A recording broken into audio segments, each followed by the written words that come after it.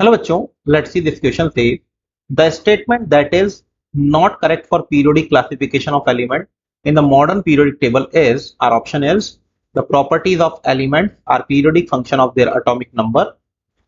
The second one is non-metallic elements are less in number than metallic element. The C option is for transition element, the 3d orbital are filled with electron after 3p orbital and before 4s orbital. And the fourth one is the first ionization enthalpy of element generally increases with increase in atomic number as we go along a period. So the key concept for this question is development of periodic table, development of periodic table, या simply बोल सकते हैं and लगा के आप लिखते हैं modern periodic table.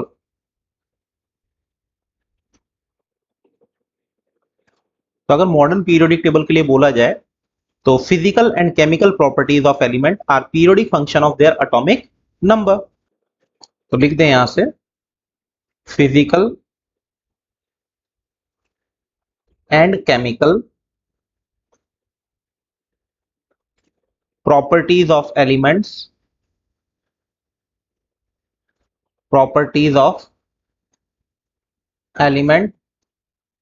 are the periodic function of atomic number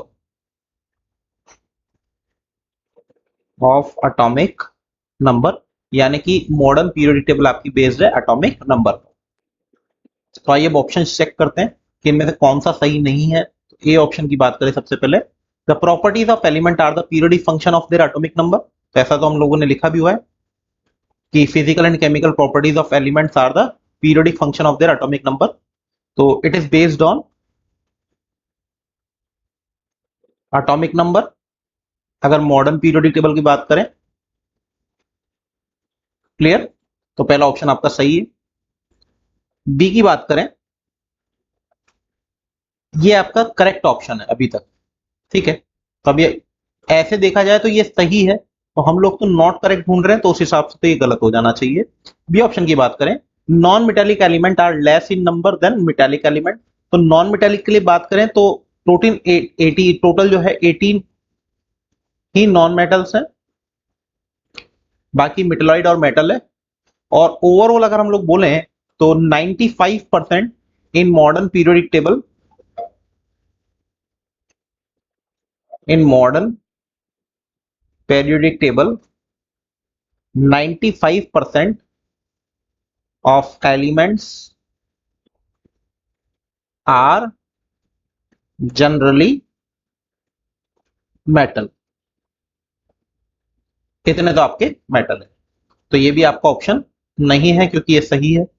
C option check करें तो ये बोल रहा है for transition element 3d orbital are filled with electron after 3p orbital and before 4s orbital. तो ऐसा तो नहीं होता.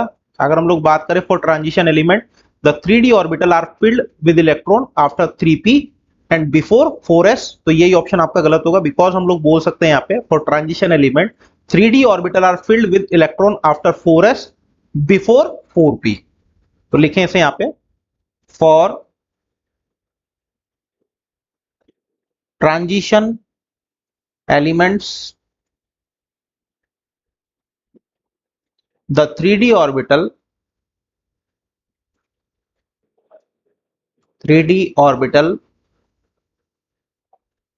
अगर हम लोग बात करें orbitals are filled with electrons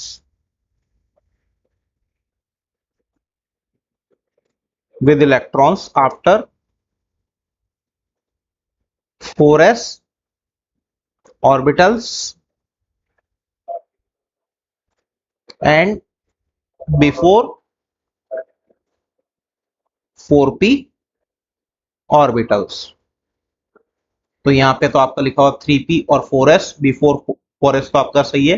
तो बिफोर 4s नहीं, बिफोर 4p होना चाहिए था यहाँ पे, और ये आपका होना चाहिए था 4s। तो ये वाला ऑप्शन आपका अभी तक सही है। नाउ डी ऑप्शन की बात करें तो बोल रहा है the first ionization enthalpy of element generally increases with increase in atomic number as we go along a period। तो from moving left to right अगर हम लोग बात करें, लेफ्ट टू राइट अगर पीरियड में जाएंगे, इन अ पीरियड